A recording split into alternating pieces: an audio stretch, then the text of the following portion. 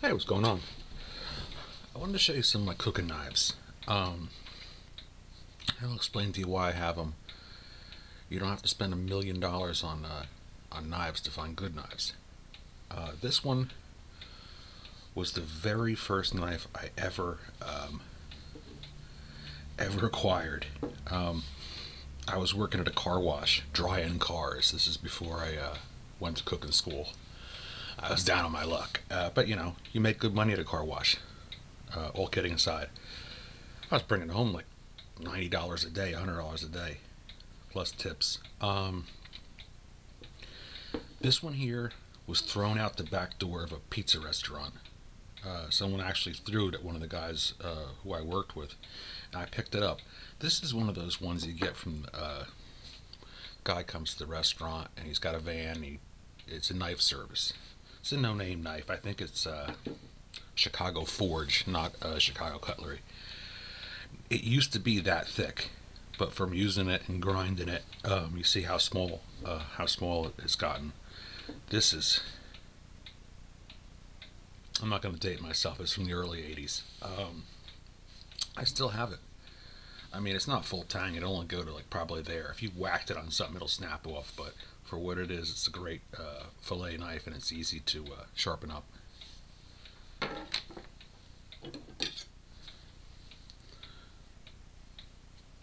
This one is a Victorinox. Same concept. These are industrial butchering knives.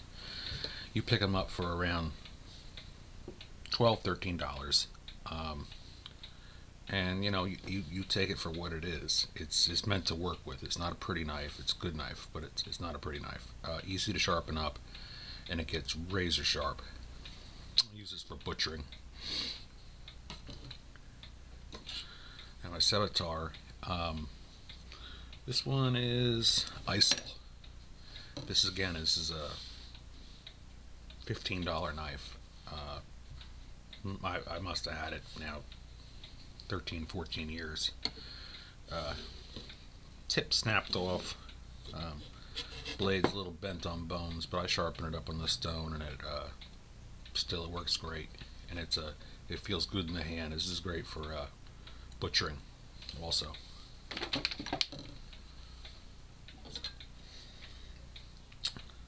This is my bread knife or meat slicer, and this one is a Dexter. Again, this is from the restaurant supply store. This is a $12 knife, and I've had this one since 1993, I believe.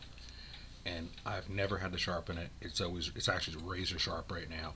And I've cut prime ribs, I've cut meat, bread, I've cut everything you could possibly imagine with this. And it's just a great knife. Here's that Guy Fieri knife. This one, I use this the whole summer. You can see it's all banged up. What can I say about this? It's high carbon steel. It's easy to sharpen, but it dulls really fast. It rusts within a day of getting it wet. It rusts. It just proved to be more high maintenance than anything. And the ergonomic grip feels good in your hand, but what happens is if you're standing for 12, 13 hours at a time using this knife, it actually hurts your back. So I keep it in my kitchen at home for I really don't know why. I think most of the time I cut fruit with it. Now these are the knives that I use at work. These are Gustav Grand Prix from Stalgen, Germany. They're my knife of choice, and there's a couple reasons why. They're stainless steel. They're a little harder to sharpen, but the edge lasts a very long time. You can drop these, and the tips don't snap off. You can really work these knives, and this one has been around since the 90s, and you can put them in the dishwasher. You don't have to baby them, and the grip is it looks kind of Gumby, like a Glock grip, but it's extremely comfortable, and your hand doesn't get tired, and that's really important. This is an 8-inch Grand Prix chef knife. And this is another Gustav. You can see how it's curved from using the steel. This one has been around a very long time also. Now this one is about $85, $90. This paring knife is about 50, 48, 50, and same thing. This is razor sharp, and it's very comfortable to work with. Doesn't hurt your hand. This is a 12-inch Gustav Grand Prix. You can tell they're Grand Prix by the Trident on there and the shape of the blade. Some people refer to this as the bayonet. This one, your hand gets tired. It's a good knife, but your hand gets tired. Your arm gets tired from using it because it's so long. This one actually is my favorite. The 8-inch chef knife. That's the size I like. You can work with it all day long.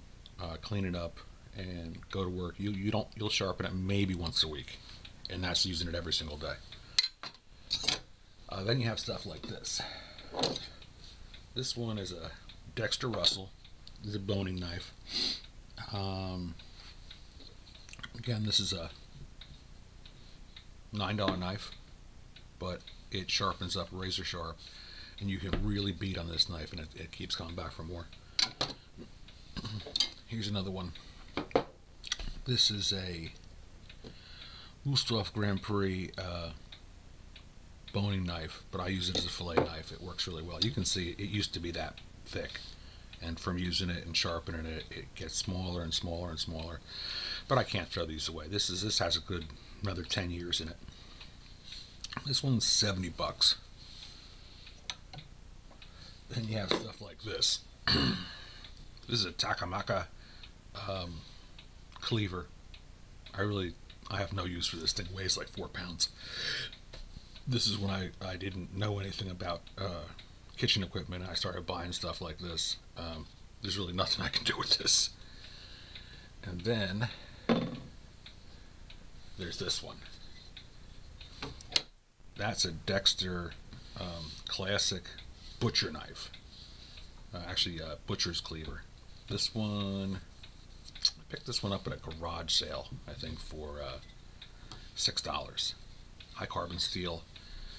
This breaks through bones. I mean, you could literally just chop through bones. What I use this one for is splitting bones in deer. One shot with this. It's razor sharp, and this weighs about 10 pounds. Is it economical? Nah, it's not. Is it really useful for anything? Not really. Just that. For bashing bones. It's like a meat hammer. And believe it or not, the Ontario Rat one I use for a lot of meat processing. It's just a great knife, and it's easy, comfortable to work with. And that goes for the cold steel pocket Bushmen also. I toss it right in the dishwasher at work, and you gotta dry it off or it'll rust. But this is a great knife for cutting meat, and that's all. You know, it's a thin blade. It's easy to sharpen, and the way your hand fits in it. I mean, is it a bushcraft knife? Nah, not at all. But I do like it, and I use it for a lot of meat and fish. Man, I had my panties in a bunch yesterday making that video. I started off in such a good mood, and it all went south. I think one of my biggest problems is I start making a video and I leave the laptop going, and people email me and ask me stuff, and I look at the comments as I'm doing stuff. That's why sometimes I seem like I'm kind of lost in space.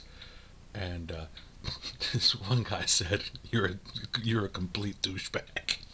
I mean, now it's funny, but at the moment when I was trying to do the video, it really pissed me off. Nothing like, you're doing a video to show people how to cook dinner, and you're being called a douchebag all at the same time. That's YouTube for you. So I figured I'd do a video on my knives, and somebody asked me about this one, and that was, all show, no go. Is it still sharp? Sure it is. It sharpens up real easy, but it's I I think it is what it is there. If you're going to use it for hours and hours and hours and hours, it's going to hurt your back, and it's going to hurt your shoulders. Going to hurt from using it.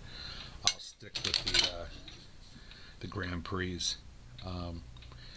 Block sets of knives, I think, are kind of a rip-off, because you're going to spend $200 to $800 to $1,000 for a block set of knives for a bunch of knives that you'll never use. I could knock it all down to saying, if I only had 3 knives, it would be this one,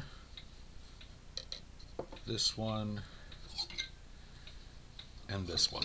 That would be it. That's all you would need. You don't need anything else other than that. And maybe a slicing knife. Like that.